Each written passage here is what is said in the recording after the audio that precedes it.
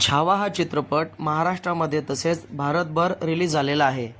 हा चित्रपट लक्ष्मण उत्तेकर यांनी दिग्दर्शित केलेला असून चित्रपटामध्ये विकी कौशल, रश्मिका मंदाना, विनोद खन्ना सर आणि AR रहमान साहेबांचं म्युझिक आहे. चित्रपट हा प्रत्येक जिल्ह्यातील थिएटरमध्ये उत्कृष्ट पद्धतीने आणि तुडुंब गर्दीने भरलेला आहे. उत्कृष्ट पद्धतीने लहान मुलं असतील, इतर प्रौढ व्यक्ती असतील, लहान मुलापासून मोठ्या व्यक्तीपर्यंत चित्रपटाला भरपूर प्रतिसाद मिळालेला आहे आणि चित्रपट उत्कृष्टरित्या थिएटरमध्ये चालू आहे. अप्रतिम असा अतिशय सुंदर आणि छान असा इतिहासावर आधारित असणारा हा छत्रपती संभाजी महाराजांचा हा मूवी होता आणि या मूवीतून खरोखरच आपल्या महाराष्ट्राचा इतिहास संपूर्ण भारताला या इतिहासाची ओळख झालेली आहे. चित्रपटामध्ये जसं महाराजांच्या चरित्र पुस्तकामध्ये दाखवलेलं आहे, अंतिम सीन वगैरे कसा होता, म्हणजे काय वेगळेपणा आणि आताच्या पिढीला काय वाटतं? म्हणजे आपल्याला जे छत्रपती संभाजी महाराजांबद्दलच्या अनेक गोष्टी प्रत्यक्षामध्ये माहिती नव्हत्या, त्यापैकी बऱ्याच गोष्टी आपल्याला या चित्रपटातून माहिती होणार आहेत आणि छत्रपती संभाजी महाराज हे खरोखरच काय होते हे या चित्रपटातून आपल्याला नक्कीच कळणार. सर्वांनी चित्रपट पाहायलाच पाहिजे. शाळेमधून तर मोफत करायला पाहिजे. हा चित्रपट कंपल्सरीच करायला पाहिजे, कारण अप्रतिम इतिहास या चित्रपटातून आपल्याला दाखवला गेलेला आहे. मॅडम कसा वाटला चित्रपट? चित्रपट अतिशय छान वाटला. बलिदान देऊन गेले, पण त्यांचं बलिदान वाया नको झालं याची जाणीव प्रत्येकाला. आज आपण छावा बघितलेला आहे, तर काय वाटतं यंग जनरेशनला पाहायला पाहिजे? संभाजी महाराजांचं चरित्र छावाच्या माध्यमातून आज लोकांपर्यंत समोर आलेलं आहे.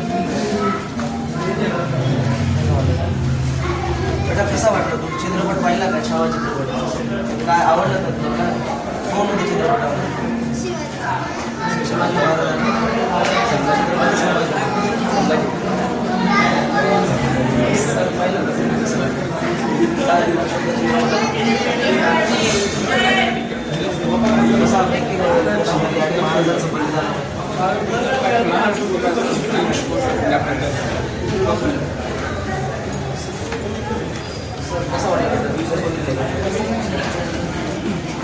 सर काय बोलायचं?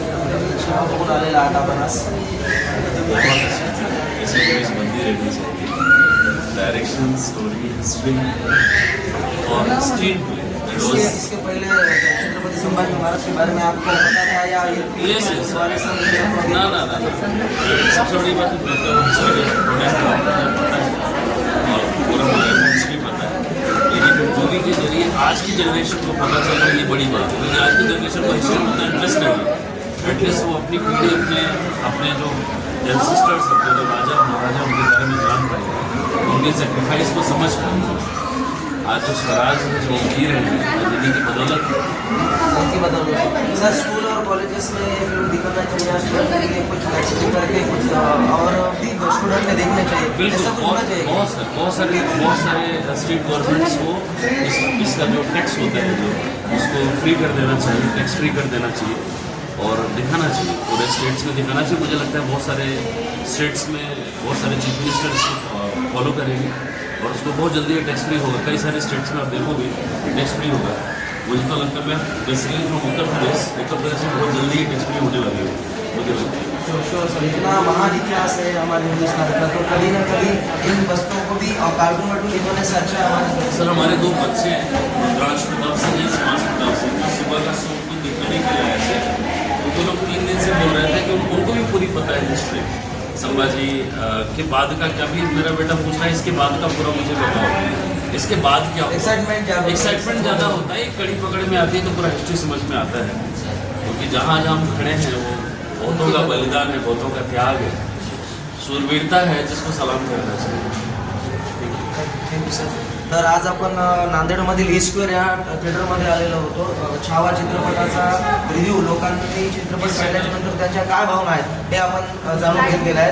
तर काही लोक असं म्हणतात की छावा चित्रपटाला कॉलेजचे विद्यार्थी असतील, शाळेचे विद्यार्थी असतील, या सर्व विद्यार्थ्यांना हा चित्रपट टॅक्स फ्री करावा, हा चित्रपट मोफत दाखवावा. सरकारने कुठेतरी, मुख्यमंत्र्यांनी कुठेतरी या चित्रपटाबद्दल चांगली भूमिका घेऊन सर्वांनी हा चित्रपट सर्वांना बघता येईल असा काहीतरी निर्णय घ्यावा आणि नक्कीच महाराष्ट्र असेल, संपूर्ण भारतभर हा चित्रपट चाललेला आहे. छत्रपती शिवाजी महाराज, छत्रपती संभाजी महाराज, महाराणा प्रताप सिंग असतील आणि इतरही महापुरुष, खूप सारे महापुरुषांनी, पृथ्वीराज चव्हाण असतील, यांनी आपल्या भारत देशासाठी बलिदान दिले आणि हा वीर छत्रपती संभाजी महाराजांचा चित्रपट संपूर्ण भारतभर दाखवावा असं प्रेक्षकांचं आणि तमाम जनतेचं मत आहे. मी reporter Deepak Babar Patil, prime news India.